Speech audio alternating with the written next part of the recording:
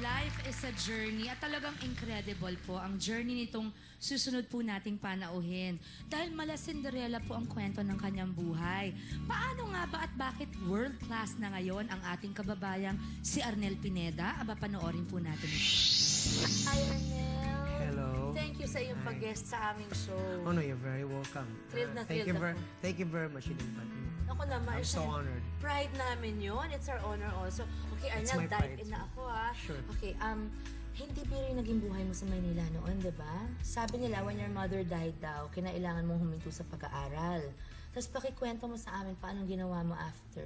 Kasi dinicide ng father ko na umalis na kami doon sa apartment na tinitira namin. Kasi mga 1 year na yata kami hindi nakakabayad. Sabi ko, hindi ako sasama kasi para mas maging magaan sa'yo yung pag-alaga sa kanila, hindi ako maging pabigat. Sabi ko, I'll just go on my own. Pero teenager ka pa noon, bata ka pa? I was mga 13 going 14. Naku, baby pa. Oo. Kasi nung time na yon hindi na nahihiya na ako pumasok ng school. Wala kang baon. Wala kang pang recess, yun yung like kakain.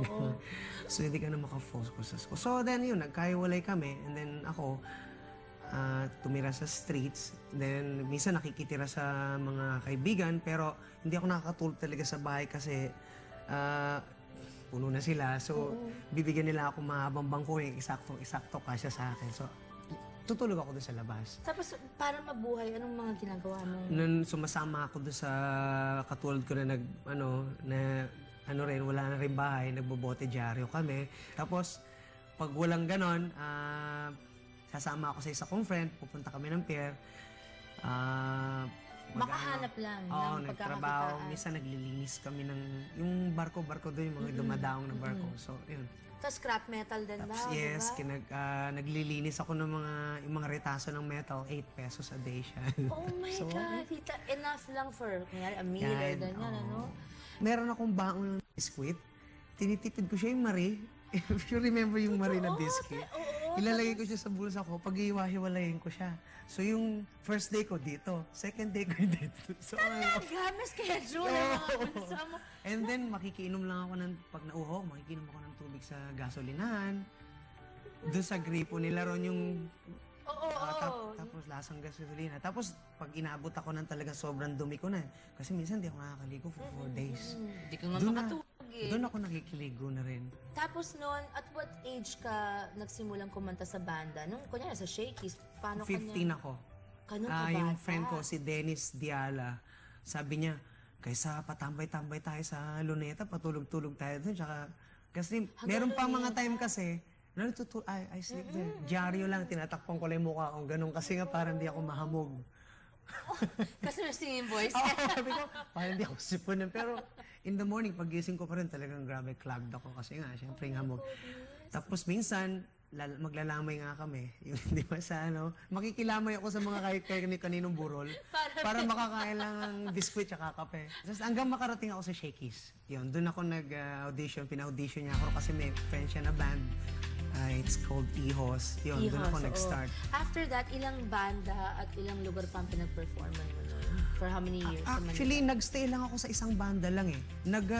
Nag-evolve lang kami sa From Ihos? different names. Ihos, naging Amo Band kami. Until naging New Age kami.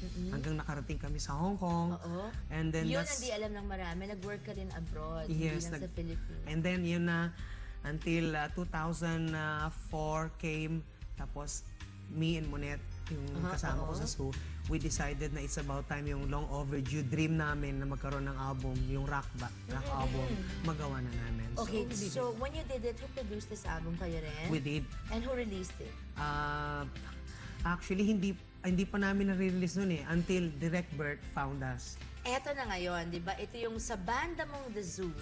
Where were you performing noon nung may nag-video sa'yo, tapos pinost sa YouTube? Sa Hard Rock Cafe yun. Hard rock na.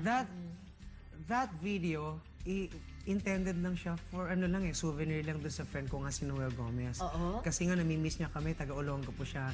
One day, sabi niya sa akin. Kinakanta mo song ng Journey, di ba? Yes, he asked for my permission kung pwede i-upload niya yung video sa YouTube. Grabe. Okay. Nung in-upload, ito na, ikwento mo na sa amin, ano yung nangyari? Sinong naka-discover sa'yo from Journey? Paano kayo nag-connect? Si Mr. Neil Shaw ng Journey. Siya yung gitarista. Siya yung naka-discover ng video. And then, he decided to send Noel Gomez an email claiming he's Mr. Neil Shaw ng So, syempre, Journey. Tapos, and then the next day, si Noel, tinawagan ako early in the morning. Sabi ko, ginising mo ako, bro. Sabi ko gano'n sa kanya. Sabi ko, aga. Kasi may ano rito, Journey. Ganon, taga-Journey na siya, si Neil Sean. naniwala ka ba agad? Hindi, sabi ko, naku, huwag ka maniniwala dyan. Mang-memera lang sa atin. Oo, Sabi ko gano'n. paglulukohin tayo. Okay. Paano ngayon yung moment na yung you confirm, tunay pala itong email na ito, tunay palang siya yun? When he called me, Okay. tapos, I really asked him very hard kung siya talaga si Neil Sean, kasi kilala ko. Tapos he was laughing very hard. Sabi niya, come on man, I am not really kidding. I am Neil Sean and I'm willing to do anything just to get a singer for my band right now. Sabi niya ganon. So when you finally arrived, where? Was it San Francisco na? Or San Francisco. San Francisco. Who met you at the airport? Yung ano lang nila, yung limousine lang, yung chauffeur nila. Limousine lang. Shopper lang. No, so naniwala ka agad. And then finally, sino nagsabi sa yung, man, you're in. We love it. And After ganyan. 5 days of auditioning. Aba, tinorture ka pa. Yes, 3 days straight yan. Non-stop talaga. And then 3 days of non-stop. live. Audition. 3 days live. And then 2 days of studio recording. Pero the studio recording, that was the defining moment ko. yeah. And they realized na tumunog ako the way I need to sound for them. Oh my God! Napaka fairy tale lang yung story rin. Yes. Okay, so how long has it been since you joined Journey, Arnel? Actually, they officially declared me as a Journey member last year, December. And lead first week. vocalist, di ba? Yes. Lead vocalist. How do you plan to make an impact that's lasting on Journey and Journey's fans, di ba, all over the world? I think they have done enough already kasi ito lang nangyari sa akin and then what they did to me, they were able to immortalize my voice. Grabe po. Yes. You That alone guys, the is, whole band, you've released this album already with you as lead vocalist. And you know, you're doing us a lot of pride. I'm a performer myself and I can only dream of the heights you reached. And you're inspiring so many Filipinos. You were on Ellen DeGeneres' show just recently and ang daming binibigyan ng breaks ngayon and we're so proud of you at napaka down to earth mo, kala ko mayabang ka. Thank you, no.